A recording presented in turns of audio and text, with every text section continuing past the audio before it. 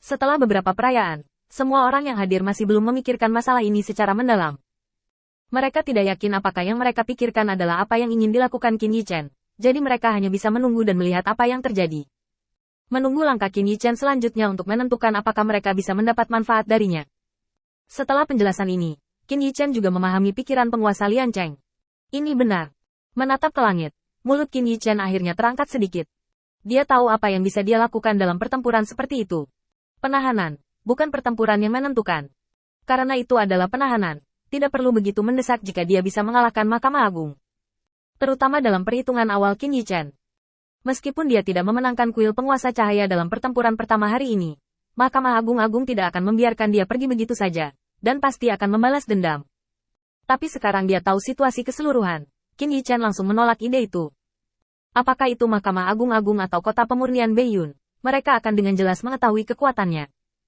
Sekarang jika Mahkamah Agung ingin memenangkan kuil penguasa cahaya, itu perlu meminta Kota Pemurnian Beiyun apakah itu setuju. Jika saya benar-benar kesal, Kota Pemurnian Beiyun mengirim orang dengan biaya berapapun, dan hanya dalam waktu 1 jam, mereka dapat mendukung mereka. Dan dengan kekuatan kuil penguasa cahaya, 100.000 utusan ilahi tidak akan sepenuhnya dikalahkan dalam 1 jam. Oleh karena itu, masih ada banyak waktu tersisa untuk persiapan Qin Yichen. Pada saat ini, Ren datang ke sisi Qin Yichen dengan berbagai catatan berkas. Tuhan, lihat dan lihat. Ini semua catatan dan file yang dapat saya temukan, jika mereka dapat membantu Anda. Qin Yichen mengambilnya. Kesadarannya menyapu file itu, dan sedikit mengangguk. Terima kasih banyak. Setelah mengatakan ini, Qin Yichen berencana untuk pergi. Tanpa diduga, dia langsung ditekan di pundak oleh penguasa kota Lian Cheng. Jangan pergi terburu-buru, beri aku wajah. Melihat gelas anggur yang diserahkan oleh penguasa Lian Cheng, Qin Yichen menggelengkan kepalanya dan tertawa kecil. Aku tiba-tiba. Setelah berbicara, Qin Yichen meletakkan hatinya yang gelisah dan mulai merayakan dengan orang-orang ini. Di Floating City of Gloror, ada banyak tawa, yang sangat meriah.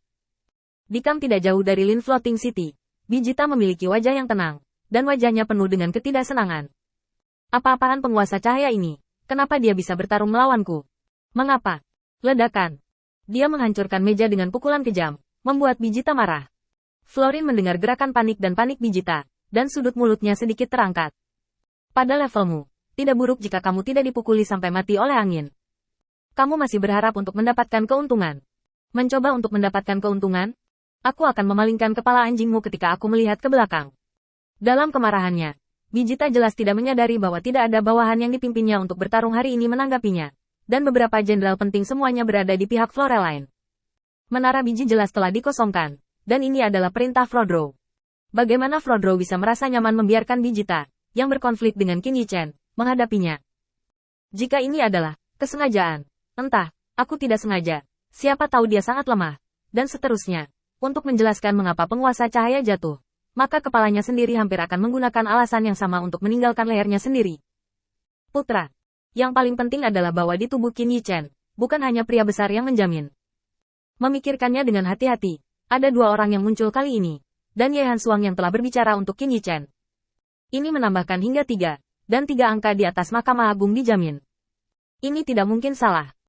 Oleh karena itu, Flodrol di permukaan meminta Bijita untuk membawa orang untuk mendukung. Tetapi pada kenyataannya, telah dijelaskan secara diam-diam kepada para jenderal ini bahwa mereka harus mematuhi perintah Floreline untuk melakukan sesuatu.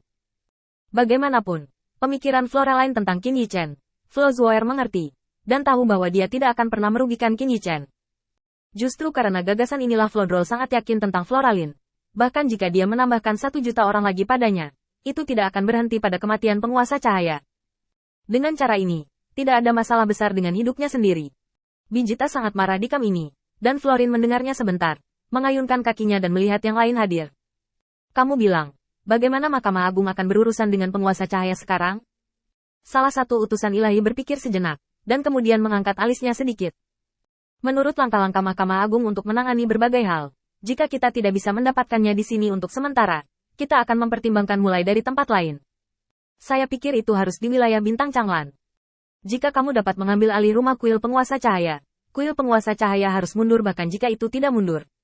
Seorang prajurit yang mati tanpa pertempuran. Florelin mengangguk sambil berpikir. Masuk akal. Siapa di antara kalian yang diam-diam menyampaikan berita ini kepada penguasa cahaya? Utusan yang hadir semuanya adalah orang kepercayaan terpercaya dari Flodrow, dan mereka tidak memiliki keluhan tentang membantu Qin Yichen. Lagi pula, bukan hanya dia yang memiliki keputusan akhir di kepala bos mereka. Yah, saya akan memberitahu saya. Tetapi saya akan meminta Lord Florelin untuk membantu menutupi apa yang harus saya lakukan selama ini. Mata Florin lengkap dengan bulan sabit. Jangan khawatir, hanya sedikit dari kami di sini yang tahu apa yang kamu lakukan, dan hanya kami yang tahu. Mengikuti pengaturan Florelin, seluruh kam mengambil tindakan, dan hanya raungan dan ketidakpuasan menara biji yang bergema di kam. Keesokan harinya, setelah Qin Yichen kembali ke kota Terapung Lin, dia dengan cermat mempelajari informasi yang diperoleh. Dari catatan ini, Qin Yichen memperoleh banyak informasi. Meskipun dia belum melihatnya dengan matanya sendiri, Qin Yichen juga mempertimbangkannya dalam pikirannya.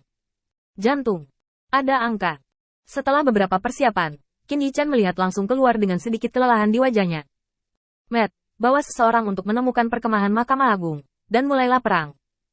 Karena saya tidak mendapatkan apa yang saya inginkan dalam catatan ini, saya akan mencoba mencari tahu sedikit demi sedikit dalam pertempuran yang sebenarnya. Matt mendengar perintah Qin Yichen dan segera melaporkannya. Tuan Guang, pagi ini, keluarga Xia mengirim informasi. Mereka menemukan perkemahan Mahkamah Agung di dekat kota Terapung Lin.